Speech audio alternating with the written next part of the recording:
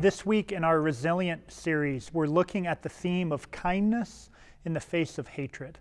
We have a really special message for our community from Luckner Fondrose. You might know him as Maya. Maya serves as the Haiti country director for the Haitian Timoun Foundation. Maya's story is certain to inspire. It's a story about how he relied on God's gift of kindness in the face of great adversity and hatred. So my name is Luckner Fondrose, and everybody call me Maya, M-A-Y-A. I am 46 years old, I'm 46 years old. I married, I have a family of two boys, Haitian Fondrose and Dodson Rick Fondrose. My wife is Rosemela, and she have a nickname called Lala. So I am working, as you know, for the Haitian Timoun Foundation. I am the country director for Haitian Timoun and Haiti, the country director. So I come from a long way.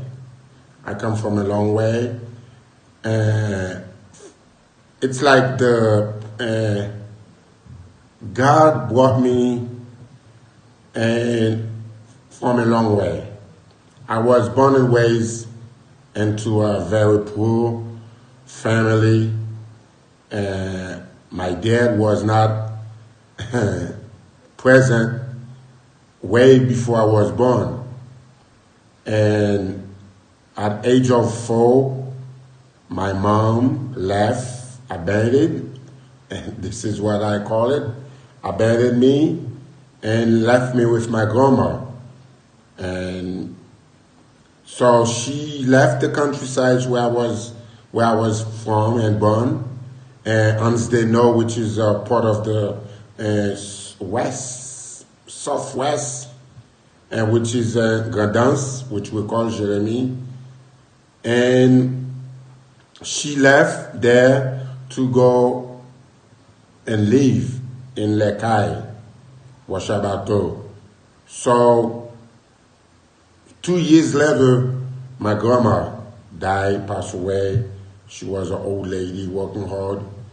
And then after she died, I was staying with some relative members in the community until my aunt, who was my mom's sister, came to the village and decided to take me to Port-au-Prince to be with her. In a sense, say that she will take care of me, she will provide for me.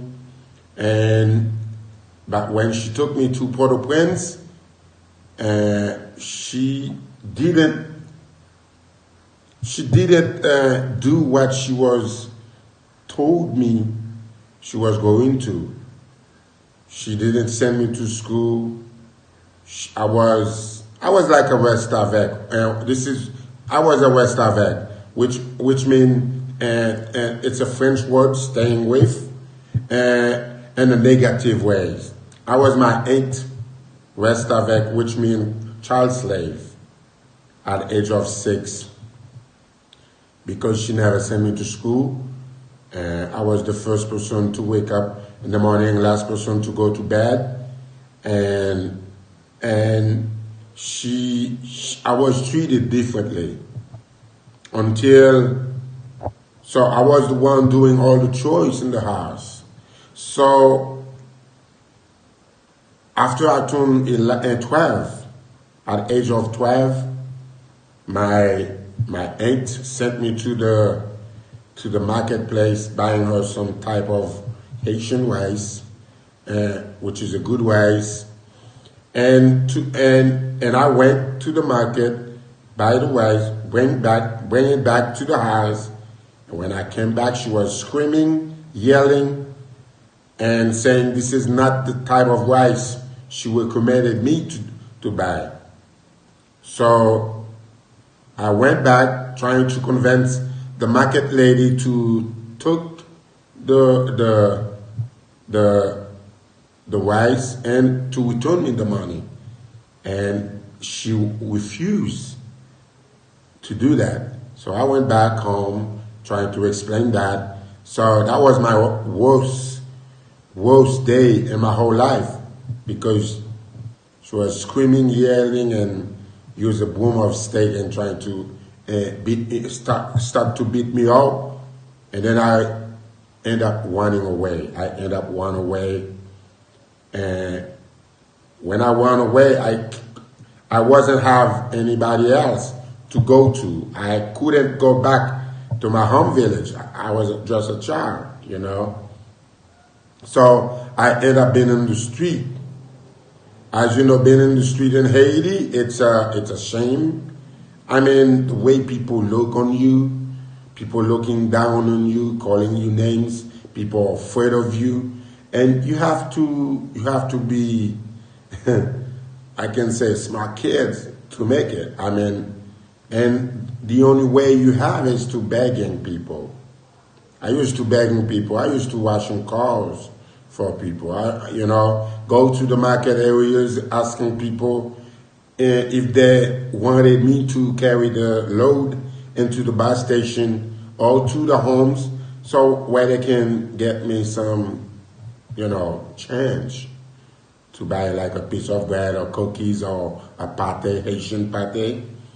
And so from the street, I find my way to a detention center in Carrefour, Sandakay, and I lived there for 6 months. From there, I met Michael Gardenfeld, who was the founder of the St. Joseph Home in Haiti, St. Joseph Home for Boys. He decided to take me with him to be a part of St. Joseph Home family. So when I came to St. Joseph, I was 13 years old, and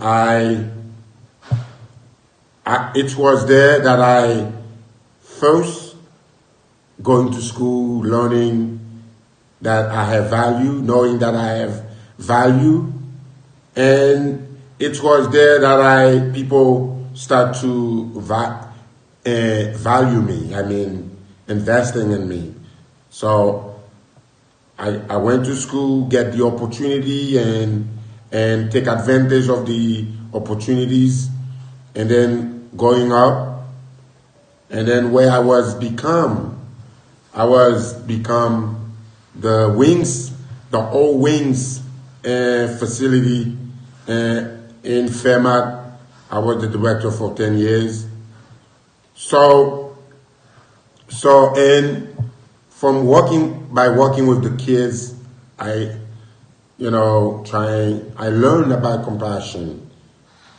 Way back from St. Joseph, that's what they taught us about compassion, about patience, about forgiveness, and so when I moved to Wings, I learned even more from these kids, disabled kids, physically and mentally disabled. You have to do everything for them, and bathe them, dress them up, feeding them, and moving them around. So from there, I start to learn about forgiveness, kindness, loveliness, and I then married. It was from Wings. I met my wife, the beautiful Rosemary Lavea from Rose. She carried my name. And then I married, and then now having my kids, my own kids, where I am able to provide good care that I wasn't received when as a child.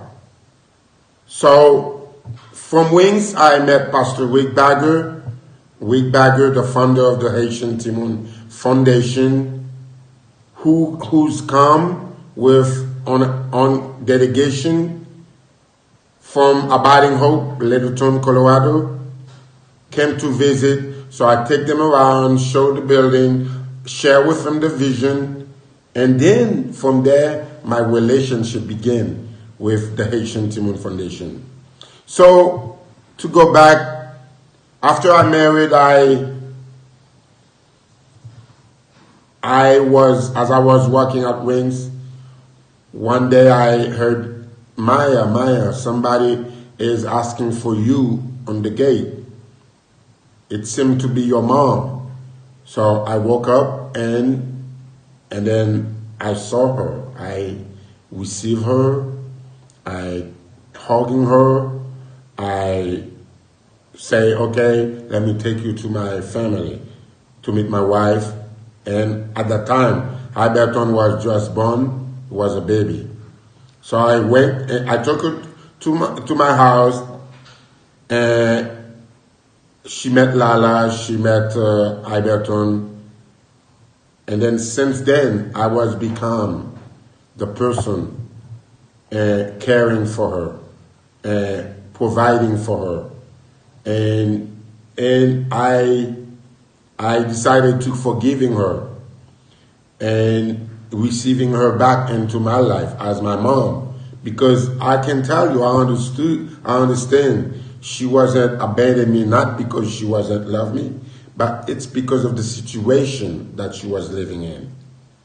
So I get her back into my life as my mom. Same thing happened where I forgiving my aunt who was treated me as the rest of it. So I let go the anger inside of me, and which make me the person that I am today. So, and today I serve. I can say I'm a leader in my community, in my country. I have now my own small ministry, Living Faith, which is a school program where I provide through the support of the Haitian Timoun Foundation, the funds who's funding the ministry. I paying school for 22 kids right now, from 7th grade to 10th grade. And I have Rejoice, which is a program for West Avec kids. You know, as I was at West Avec myself, and I see the needs of reaching out to these kids that are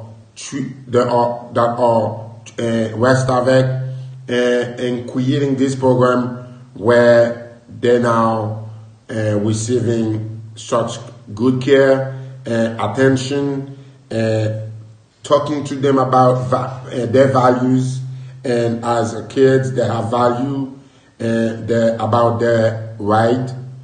And we now, these kids it's a program for 25 kids now. These kids, when we first started, most of them wasn't ever go to school, and where today 100% of them are full-time integrated into a regular school. So Rejoice is a Saturday program. We have teachers, we have people, I think 5. We have 5 people to 6 as working in the program with these kids. And Christmas, we do activity Christmas with them. For Easter, we do Easter activities, eggs coloring, and go to the beach, you know, having fun. Christmas, we give them presents, and we put a party for them. All of these things are funded by the Haitian Timoun Foundation, by you people who have been so supported, so devoted to the mission of the Haitian Timoun Foundation.